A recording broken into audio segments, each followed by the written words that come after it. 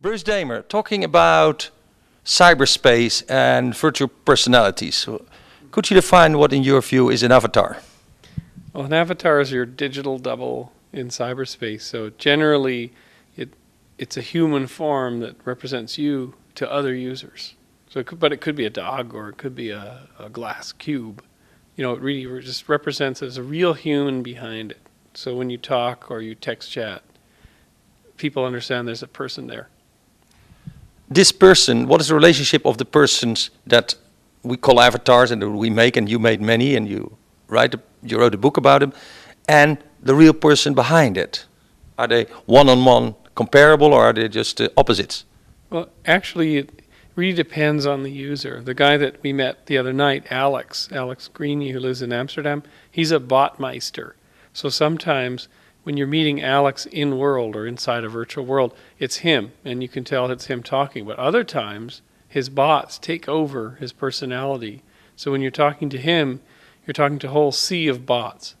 And the bots know where he is. The bots have messages to pass on to you. So they're his surrogates if he's not in online at the moment. When you talk about a bot, that is short for robot. It's an agent. It's a cyberspace agent that acts as if Alex is there. Yeah, well, bots do a bunch of things. They can actually go out and pass messages to people, build buildings, tear buildings down, kick people out if they're swearing at a talk. They can do all kinds of things.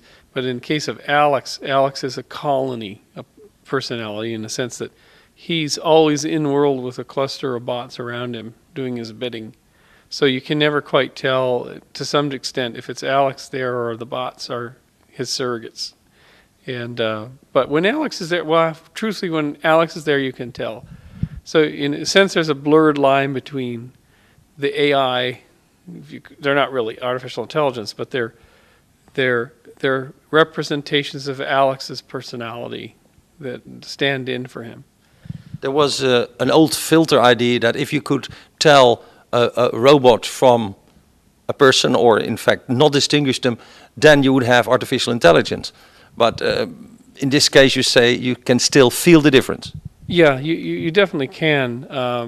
That was the Turing test, you know, or the LISA sort of psychologist program that was in the 60s. And yeah, you can tell that Alex is a person. In fact, most users don't appreciate, it's almost like the Asimov laws, but updated to virtual world cyberspace, that users do not want to be fooled by a bot. They want to interact with a real user if they're expecting another person, because they might be trying to date somebody. And if it turns out it's just somebody's written this bot, it's going to upset people. So it isn't in the Asimov's laws in science fiction where, you know, you shall not allow a robot to harm a person, things like that. But the true cyberspace version of a bot or robot law would be, you shall not trick a person into thinking that you're a person, because it's socially unacceptable. Yes, there we touched the subject of dating, because in the old days, when you were doing a MUD or a multi-user game, the game was the purpose. But now the person might be different, might be doing business in virtual worlds like Second Life, meeting, dating, and even cheating people out of their money. How has that changed over time? Well, I think that in the pioneering phase of anything, you have a certain purity. So for instance, the first MUDs, they were really trying to do Dungeons and Dragons, but do it right and do it online and play in their roles. And they created whole societies around that. The first social virtual worlds like Alpha World, it was so fresh and new, they were trying to figure out, how do you build? How do you collectively build a space? How do you do things that are useful and valuable in here? So there wasn't commerce, so there was no clutter. It was almost like a pioneer town where there's no stores, because everyone's just trying to build the village. And then when you get the second generation worlds, Second Life, for example, it's just a cluttered thing. It's like a big shopping mall, theme park and whatnot. There's tons of stuff around, but it's pretty noisy. And so there isn't a purity of spirit saying we're just pioneering things. You're in a very crowded environment. So we touch the ethical aspects. What can you do in virtual worlds? Now, in the normal world, there is a thing what we call the contrat social, which comes from the French, which means we deal with other people in a decent way, because we understand that if we don't do that, things get rough and without law. In fact, Immanuel Kant came up with the imperative that said the same thing, that says, deal with others like you want them to deal with you. But does that go in cyberspace or in virtual worlds? In most of these virtual worlds, some of them sort of post community rules on the way in, but there's emerged standards in these worlds. So, for instance, if it's a gameplay world, it's really different than a social virtual world. If it's a gameplay world, you could walk up to another character and cut their head off. But that's the whole point. That's the social rules of order. In a social virtual world, there are people in Second Life called griefers, and they come in and they set off these visual bombs, try to disrupt talks and things. But over time, the same rules apply. If people ignore the griefers and don't give them a lot of attention, they tend to lose their interest because they're not getting the attention they're craving. And people generally are very, very decent to each other in social virtual worlds that I've seen. Yeah, but still we read about these men that pretend to be young or even teenagers and make contacts with young girls or young boys and then invite them into the real world, and then things happen that shouldn't happen. That you could see as something that is unethical. Well, in truth, most of those stories come from the 90s when chat rooms were just starting and whatnot. In chat rooms and, say, just bulletin boards and whatnot, is very anonymous. And so you could see that happening a lot more than in social virtual worlds. In social virtual worlds, those kinds of people have they're less drawn to it because you're less anonymous. You have to choose a character and you have to stay in there long periods of time, and you have an identity, registered identity for the most part. Some of the worlds have voice. So unless you can disguise the voice, it's kind of hard not to be more yourself. So I never found in an avatar world that type of thing was very prevalent. It may have happened, but it was way less prevalent than, say, in a Yahoo chat space or something. Okay. But still the opportunity is there to play a totally different role from what you are. Put on another mask, play a female role if you are male, or do things like that. And that does happen. Yeah, and in fact it's part of it. There, in the early virtual world period, there were people who would be a mayor of a little town by day and the thief by night. You know, they're playing different roles. It would be sometimes little kids are experimenting with adulthood, so they're trying to be more adult, or adults are experimenting with another gender. And I think there's a real positive aspect to that. There's a shy little kid is experimenting with being an organizer of an event of other people when he could never do that in his schoolyard. He's just not made up to do that. Maybe he doesn't look the part, or he just isn't that way. So they're experimenting with doing stuff they can't do in so-called real life. Are you implying that playing or being in virtual worlds could be a psychotherapeutic or at least a character developing process? Yeah, it definitely has. I think it's like any other incredibly powerful new medium. It cuts both ways. So when it's really good, it's excellent. It's just superb. When it's really bad, when people become addicted and they cut off from physical connections, which can happen for people who get into books too much, or they're diving into some other reality, it can be very, very addictive and very, very immersive. But I think that on the whole, the positive side outweighs the negatives. I think there's way more positive stories of people becoming creative that otherwise weren't, becoming more social that wouldn't, having friendships that they couldn't have in their condominium complex because they don't know any of their neighbors, or they live in an urban blighted area, or they live out in a rural area, or they're stuck at home, or they're an invalid. So there's so many stories of those people who have had enriched lives because of these virtual worlds that I would say there's definitely a net positive over any of the bad cutting side of it. Yeah, but you give real situations which are limited. But take the little boy that doesn't have friends at school but does go to school and has neighbors. Could he learn to overcome his shyness by being, as you say, organizer or a hero in a virtual world? We saw an example of that with a kid in the U.S. who organized the construction of a city inside a virtual world. And then two of the kids came and destroyed the city because they had all built it in common.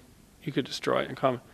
And he managed to save the project, resolve the problem with those two kids who left, and build it again. And then years later, I went to see the family where this kid lived in. By that time, he was in high school, and he was organizing the entire school plays, building all the props.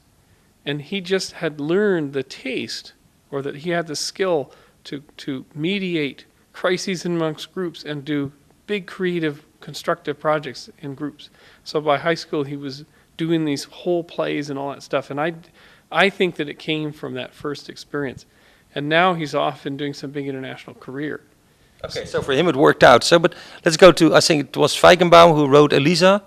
I think so, yeah. This was the first attempt of having a psychiatrist or a psychiatrist or a psychotherapeutic interaction with a machine. The machine would ask about your mother and ask questions about how your relationship was and kind of bring you to talk like a real psychiatrist. Would you say that with the emergence of virtual worlds that, say, cyber profession has developed? Well, I think talk therapy as a profession sort of has almost died. I mean, in a strange way, because it's all been replaced by drugs in the U.S. And so I think that a lot of people who do need talk therapy, who can't afford a shrink, and that shrinks may have been less effective than we thought, they're just using those worlds to do that. The interesting thing is, when Rob Tao talked last night at the talk, he was talking about our humans' unbelievable ability to create simulations in our brains. So God, or the other, is a simulation. If we see a person on the street, we only understand them because we simulate them inside of us and experience them to some extent. So having a robot psychologist works perfectly because we think it's a real psychologist, but we don't know, and in fact doesn't matter, because it's the thing that's prompting us to re-simulate and relive part of our lives. And in fact, it isn't any different than a psychologist who would ask a stock set of questions in the chair. Truthfully, I mean, it's a little bit of a push at the profession, right? That you could do this with an automated piece of software and be very effective. I mean, but then or one take step further beyond the automated psychiatrist, you could think about real psychiatrists taking that role in Second Life or other virtual worlds and actually being paid for it. Does that happen? Yeah, that definitely happens. It happens on a formal basis. I've seen ministers of churches that do services, and then they do community support. Rabbis seeing that too. And informally, there was a woman in one of the early virtual worlds who was online all the time. And then her friends started to ask these questions about, how are you doing? Are you eating enough or whatever? And one day the woman admitted her husband just beats her every day. And so that was this little crack. She never told anybody else. She was afraid to leave the house because she's all black and blue, right? So people know. So she'd lost her whole life. And they figured out where she lived. They gradually, through careful questioning, figured out when he was at home and all that stuff. They bought her plane tickets. One of them flew out. They took her away from the house. They took her computer apart and took the hard drive out of it. They flew her to a safe house where these friends were, and they rebuilt the lady's life. They helped her get a divorce. They saved her life. She would have probably been dead. They saved her life. And so that was an example of extreme therapy intervention through this medium. Okay, so the virtual world intercedes, interacts, mixes with the real world. But do you see things like what we see in the last, whenever people becoming gurus, becoming teachers, becoming masters to others in, say, Second Life? I haven't seen that yet. You see community leaders who go in and do projects and are well-known figures. The issue with Second Life is the population has grown so quickly. It's almost like a small village got overwhelmed by new suburbs. And so people don't even know who the leaders are. Back in the Active Worlds, Alpha World day, there were several community leaders, and there were people who were social help, who just were there. They were like den mothers. So you could always go to them and talk to them. But I don't think that they ever really established themselves as a guru in the sort of spiritual sense. I haven't seen somebody have a cult following in that sense of people wanting to be around them. Sometimes stars, like Michael Nesmith, would go into these worlds. Peter, Paul, and Mary, who was a famous folk band in the 60s, Noel Paul Stookey, would hang out inside Traveler all the time. But he was just there really relaxed as just an ordinary user. People who knew who he was hung around him because he'd start singing, he'd say all these interesting things. But they're hanging around him because he's Noel Paul Stookey, and they know it. And because he's a great talker. I ask this too because at times you take on the role of Gandalf the Grey, which is a figure from the Lord of the Rings. That is a bit of a cult figure, a little bit of an authority. And you yourself thereby act a little bit as one of those gurus. When I appear in some of the worlds, there's usually people teleport in and want to talk to me, whether it be Traveler or active worlds, and sometimes even Second Life. There's people, as soon as I get in there, I get messages. But that happens to a lot of different people. It happens to me for different reasons. I'm not sure quite why yet. I don't know what the following is and what it represents. It could be that it's old-timers or people who think I can do something for them or whatnot. But if you're somebody from the Linden Lab Company and you jump in under your support name, you're going to get flooded with help requests too. So, I mean, are those people are definitely our gurus in the community to some extent. Yeah, but that's on a technical level. But on a spiritual level, could you see a new prophet or spiritual leader, an Osho, emerge in that virtual world? I think that we got a hint of this. I think this will happen. We got a hint of this in 1998. It was 1998. There was a guy named John Wentworth, and he used to take tapes of Terence McKenna and play them into a big avatar head in the Traveler world in this kind of room that was full of psychedelic patterns and whatnot. And there would be proud, 10, 12 people there just listening. It wasn't Terence live, and Terence was alive at the time. I then brought Terence to our house in 98 because he was so fascinated with this, and I put him into that world. I put him right in front of the screen, and he wasn't much of a techie. And I got him to talk to people, and there was a crowd around him. So the effect worked. I mean, and then we did an event from his house in Hawaii, the same thing, and had a huge crowd in that world. And he did what he would normally do, flying on a jumbo jet from Hawaii. But what was very important to those people, the people already knew Terence. So he wasn't an emergent character in the world, was a spiritual type character. And they just wanted to be close to him in any way they could. At one session he was talking to Mike, and I think that was very effective. The other one he was typing, I think it was less effective, but he had his picture coming in every once in a while. So people just felt like they were close to him. Closer maybe in that sense than they were in an audience, because they could stand right next to his avatar, stand right next to the screen inside the world that showed his face moving, and they knew that it was him, and he was doing something new he'd never done before, and he was, people felt very close. So that was an existing guru of a type entering a world and being very successful, and that was in 99. And since that time, I'm not sure if there's been a native guru that only exists, like Werner Vinge's book about true names was, in fact, a couple of people, if you remember it, they emerged as gurus in cyberspace. Now, it was more like a blog where they were writing their daily things, so they weren't in a live interactive sense. But I think that it's definite. You talked about Andrew Cohen. I mean, he's got a website, people have podcasts and whatnot. But is there a native, person who only exists in cyberspace, doesn't have an outside personality, maybe exists under a nom de plume, that becomes a spiritual leader? I have this feeling of a very, very old lady who takes on the role or an avatar of a Jesus-like or a Christ-like figure and comes with a message that hits the people, reaches them and becomes or starts this cult. Now, what I realize is that we need media in the sense that we know the old media, print, books, television, to make the guru, in a way. What role do media play within cyberspace? Well, definitely you're seeing a convergence. So you're seeing it's very easy now to have A rock band might have only a MySpace page, and that becomes their sole marketing mechanism. And it gets a huge amount of traffic, and people reference it. And then they cause an explosion. But I think that it's the mixed media.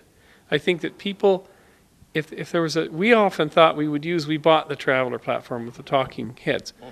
We often thought we could set up something called the Oracle, where it would just be a single talking Traveler head and you could type back to it.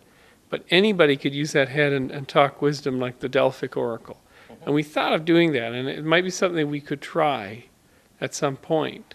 It might fascinate people. Yeah. But I think that primarily it may be that people still need video. They still need to see a person in a setting.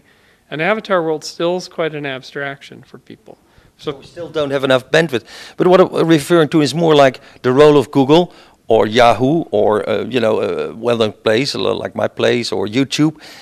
The front page of YouTube is in fact the newspaper of cyberspace. And you told me a story that at one time they put DigiBarn on the front page and you were... Google. Yeah, on Google. It was frightening. The traffic, the amount of traffic was just sheer terror to people trying to operate our servers. Because it was just, the volume was just stunning. I mean, it's like a hose pipe has been turned on. I mean, you talk about being slash dotted on the Slashdot site, and that's pretty intense too, but we were on the Google homepage for 3 days, and they didn't tell us in advance.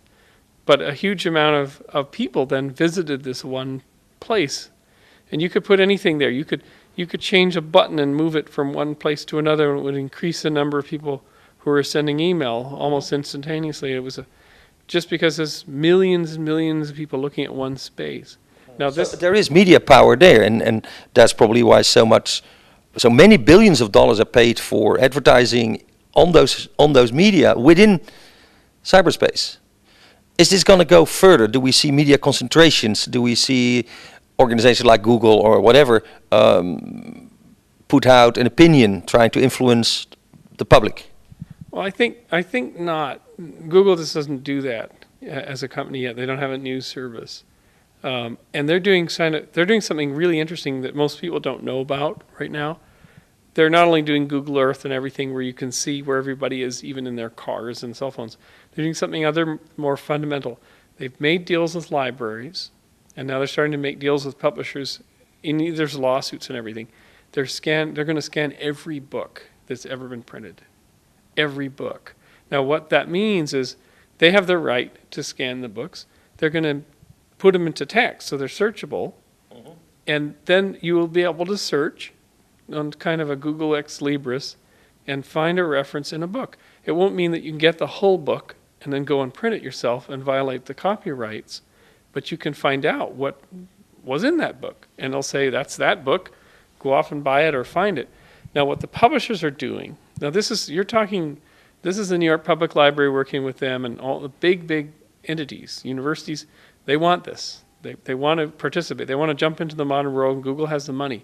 Publishers are getting ready to file major lawsuits against Google. It's not that they disagree with this because Google's not breaking the law. They're forcing Google's hand. And it may be that Google will turn around and buy all these publishers, therefore actually acquiring the copyrights. And then it will be in the position of saying, hey, we can actually give away all the world's published works if we chose to. Yeah, but also they could say, redirect people or make a choice and say, now, these and these books or these and these languages or these and these cultures we don't really like. So if you type in the word truth, we will give you only those references to truth that we like. And that's what's actually happening. If you type in your name or whatever name, they have all complicated methods of finding out which truth should show on top. And in fact, who pays most gets on top or gets on the sideline saying, okay, truth from whatever is better than other truths. So manipulation is quite easy, and who is going to control that? And this is a tough one because, of course, in the Middle Ages, the lay public was given, well, here, you only have one book, and we're going to read it to you in Latin, as you can't even really understand it. And, we, the church or society or the king, controlled everything that you got. But you had your folk legends and folk tales and all that knowledge. But from that, it was very, very controlled. And then I think down through the 19th century, you had a prescribed text in schools, and it was pretty much really controlled. You had a thing called imprimatur, where if a book had any philosophical or theological meaning, the church had to agree. You had to get like a stamp from the bishop or the cardinal or whatever who was in charge for that. Yeah, but I think as you watched how the 20th century progressed, where there was just an explosion in the number of books and then ways to get things, and then television and other media and whatnot, and then you find Google and you find the internet and the web and everything. And I think, truthfully, if you compare what might be Google's subtle manipulation of, the paying advertiser, the ranking, it is nothing compared to the censorship that was done specifically, and whole organizations of thousands of people set up to enforce that, say in the Soviet Union, that we've had in the past. It's trivial. I don't think it's very trivial, because another example there is Wikipedia. That Gerald Lanier said it's the new Maoism, and I have experienced it myself, that what is written about you, and you yourself cannot change it, is not necessarily true. And to change that is nearly impossible. I found it a very nasty medium, a very dangerous medium, a very mediocre medium, because the little guys take over. The little guys that put in the hours and whatever, but you get a mediocre product, not necessarily the best product, as far as Wikipedia, encyclopedic knowledge goes. Yeah, and this is a totally open question. And I look at Wikipedia. I've created a handcrafted site called the DigiBarn. It's a computer museum site. It's full of pictures and stories and lots of stuff. But I've watched as Wikipedia has had, say, the entry on the Commodore 64. And initially, there weren't that many pages about the Commodore 64. They were all kind of handmade and whatever. And the initial pages on the Commodore 64, which isn't a political topic or anything, it was pretty lousy. Now it's really good. And for some reason, and I go to that now and I say, wow, the original people who made that must have put some stuff in there, because there's more stuff than I knew about that system. Somebody did the work. Some magic, and it's a shame that you can't figure out who the authors are. There may be errors in there, but the people then, it concentrates effort, and somebody may go in and suggest a correction and whatnot. And it may be over time that does become the best reference. So it's possible, but it's still mediocre. If I look at, Commodore 64, you can talk about a lot of details and facts, but the interpretation of Immanuel Kant and Kritiek zum reine Vernunft, which in English is always translated as reason, and I think it should be translated as reasonability. But I can't get that into Wikipedia, and I actually think that most English-speaking people misinterpret Kant on the most fundamental level. And it's such a fundamental issue. What is verstand and what is Vernunft? What is ratio versus reasonability? That translation error keeps popping up, not only in Wikipedia, but in every book in the English language that I see about it. And then I think, gee, this is not helping us.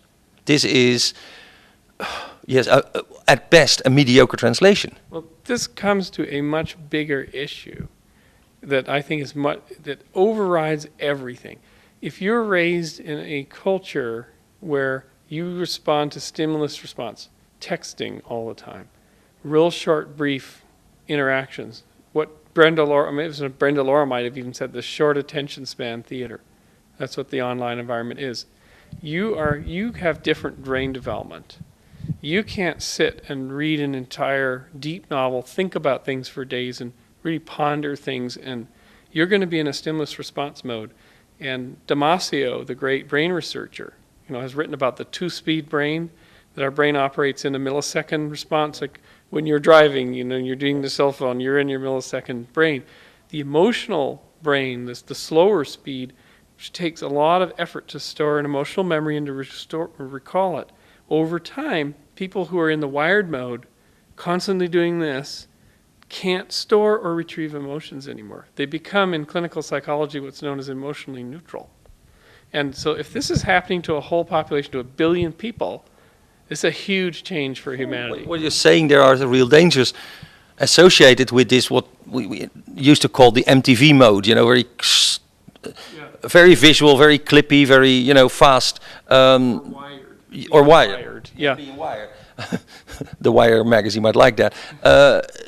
what I see there's other dangers. One of them is the loss of the feeling of adventure. If we're always on, always connected, always able to pick up our mobile phone, even in the top of Mount Everest. Satisfying, but it's very cheap satisfaction. Somebody described to me it's like skipping stones across the surface of the water. Nothing ever goes down. You see these effects and ripples.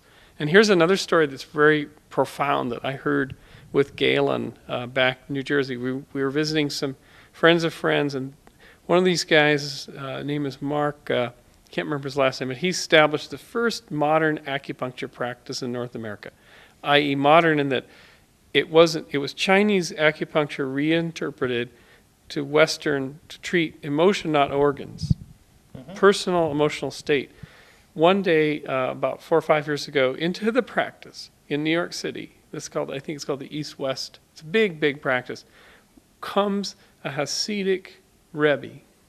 These are the Brooklyn-based Rebbes from Russia, rabbis, Hasidic Jews, and he's coming in there, he's an older guy, he wears this huge hat, all that stuff like that. And here's Mark saying, what is a Rebbe from Brooklyn doing in my practice? And the Rebbe said, I'll tell you, that my community is changing. Now, understand that Hasidic Jews in New York City work in electronic stores. They're high tech. It's not like Amish. These guys are totally wired. They have pagers, cell phones, everything. And this Rebbe had been watching what was going on. He said, people aren't communicating. I can't get through to them. Parents don't understand their kids like they used to. Everybody's really busy. They're on their cell phones. They're doing everything. But it's changing the nature of the community. Now, what was going on was, in a stroke, Mark realized, society does not have Rebbes. This community has a guy whose whole job is to watch over these people's development and help them resolve their disputes. I think we do have rabbis. We do have writers, philosophers, people who see it as their job to oversee society. And I happen to have one of those jobs. It's called a columnist in a newspaper. Right. And that is just the most extrovert part of what I do. But watching society and trying to understand what trends, I think that is an age-old task of what we could call Western shaman. And in the case of the Rebbe, he had a direct, everyone's answerable to him. He's a caretaker for that group of people on a day-to-day basis. So he basically subjected himself. He says, I've got to figure this out. I came here because it has something to do with the loss of contact with emotion, and I want to have an acupuncture treatment because somebody told me that this gets you back in touch. So he did, and he felt, this rebooted me. No, he didn't use the term reboot, but so he started sending everyone's mandatory from that whole community had to come to get rebooted so he could get them back there and say, okay, people, are we feeling again? What is going on here? So this is somebody actually affecting, saying, there's a course correction, something's going wrong here. Now, if you look in American society, we're running headlong, I call it the giant unplanned experiment on a giant lab rat community called the Western world or the wired world. And if you can have a president who can dispatch 1 million innocent people to their deaths in a war in Iraq, he's a dry drunk, right? He's a recover, alcoholics never recover, right? And so he probably has no very little emotional memory. He doesn't wake up in the night in a panic because all these people are dead and it's on him. He doesn't. He has no. Okay, but it's government. But when we come to that point, do we need government on any level, a better level than democracy is giving us, but government, rules, laws in cyberspace, and most important, the interaction between cyberspace and the real world. Well, I think there's a problem as the real world is starting to fragment, as you get these little micro communities where government plays no role. I mean, the book Snow Crash is a perfect example. Snow Crash looked into the 21st century. Stevenson looked into the 21st century and he said, what is the meme that is reflecting back from the 21st century? And it was a lot of movies at that time, which was, and there's a great book by John Brenner in 1968 called Stand on Zanzibar. And its theory about the world of 2005 was that there would be millions of reality bubbles that people lived in, little cubby holes of belief. even though you're in all the United States, everybody believes a totally different reality. Conspiracy theories, world economic bubbles. Snow Crash's thesis about the 21st century was that governments became a very minor player, and everything's franchise. They're franchise businesses and little enclaves, a little bit like the artist colony that we're today. Maybe the governments are, but say the SEC or the FCC or whatever the organizations are that govern business or radiation or equipment, they perform a similar role. If the FCC would say iPhones are not good, then Apple would be out of business. But I think that you may see as the 21st century progresses, and if you look at the trend, that there's so many markets. Like, for instance, when the SEC was born, I don't know, 1930s, right? Yeah. There was only a couple of big stock markets in the world. Now there's hundreds of stock markets. And the SEC doesn't play any role in there, and capital's moving continuously. The world is so complex that we think of a regulatory agency as having a big effect. In relative terms, it has a much smaller effect than it used to. Because part of it, because we all do it virtual, because the money goes from one bank to another without actually, changing places. It's a virtual thing. But we discussed this before. That means it's also not taxed. People don't pay sales tax, and there is no.